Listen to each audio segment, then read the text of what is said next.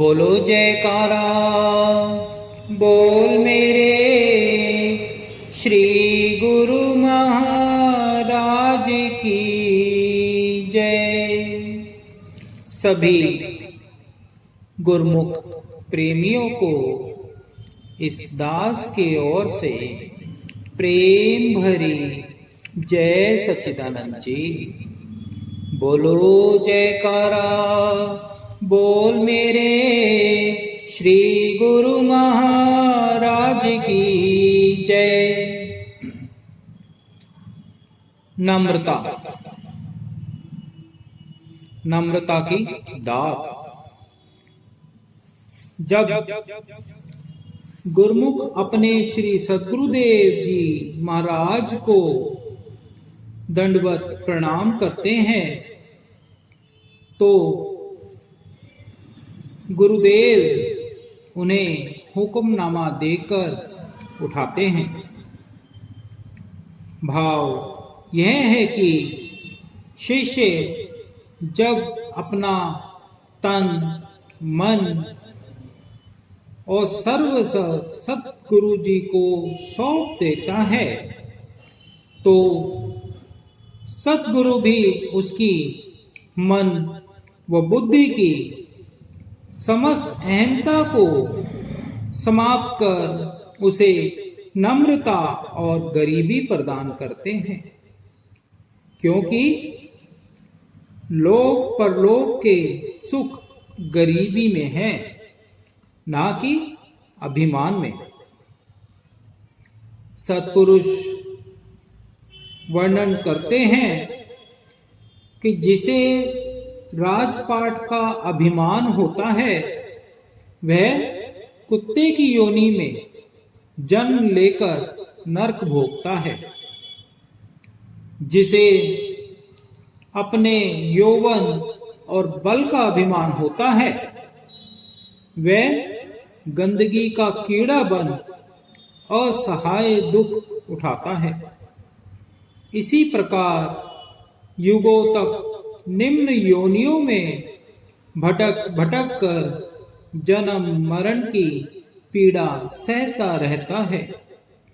जो अपनी दौलत और जमीन जायदाद का मान करता है वह मूर्ख, अंधा और अज्ञानी है।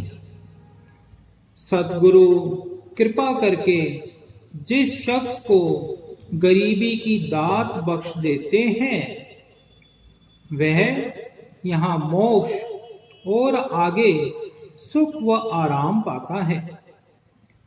जो ऐसे दुखों से छुड़वाकर गरीबी व नम्रता की दात बख्शीश करे, जीवन को सभी प्रकार के दुख व गम से मुक्त करवाकर सुख रूप बनाए, उन महापुरुषों का जीव पर कितना बड़ा, कितना महान उपकार है।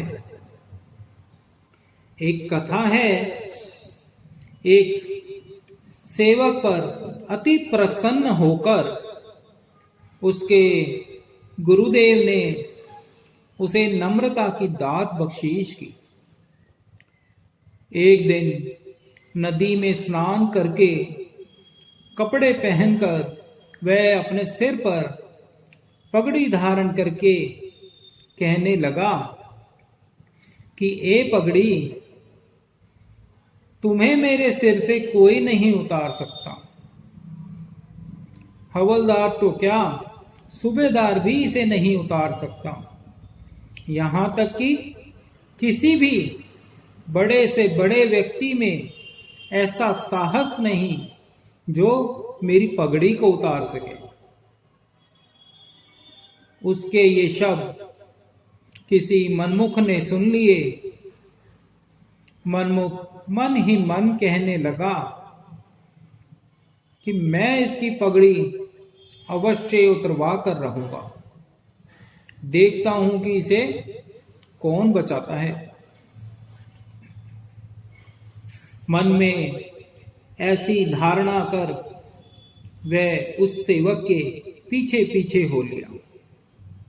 सेवक जब एक गली में से गुजरने लगा, वह उसके आगे आकर खड़ा हो गया और कड़क कर बोला, यह गली तुम्हारे गुजरने के लिए नहीं है, तुम यहां से नहीं जा सकते। सेवक ने बड़े विनम्र भाव से कहा कि भैया क्रोध मत करो, आप जहां से कहोगे मैं वहीं से निकल जाऊंगा। उसने संकेत करके उसे दूसरी गली में से निकलने के लिए कहा। वह सेवक जैसे ही उस गली में से गुजरने लगा, मनमुख पुनः उसका रास्ता रोककर खड़ा हो गया और दो चार गालियां देकर बोला कि तुम्हें शर्म नहीं आती, तुम फिर इसी गली में आ गए हो।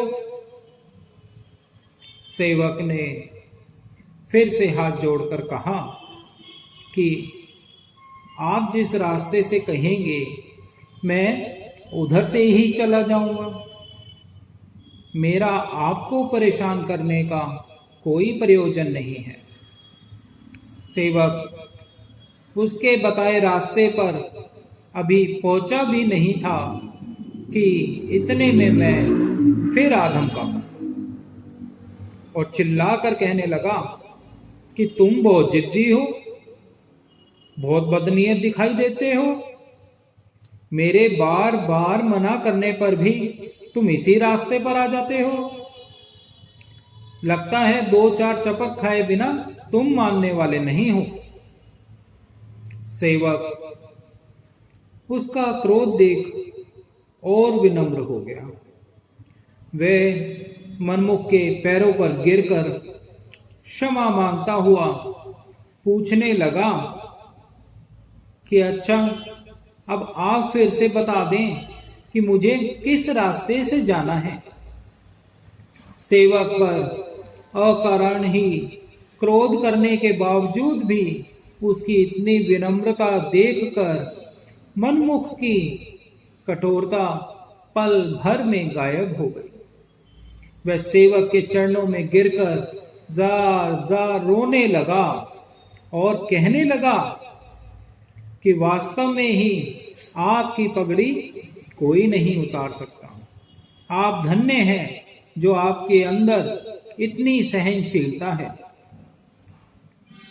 सेवक कहने लगा कि धन्य तो मेरे सतगुरुदेव हैं, जिन्होंने मुझे अपनी शरण में रखकर मुझे सब्र और सहनशीलता सिखाई है, मुझे गरीबी की अनमोल दात से नवाजा है।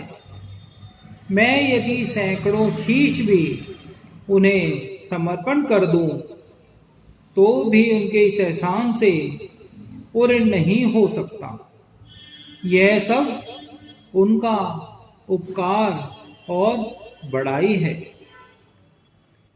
छोड़ अहम को ही में अपने ले नम्रता धार, पाना चाहे अगर जीवन में सच्चा सुख सार। बोलो जयकारा, बोल मेरे श्री गुरु महाराज की जय।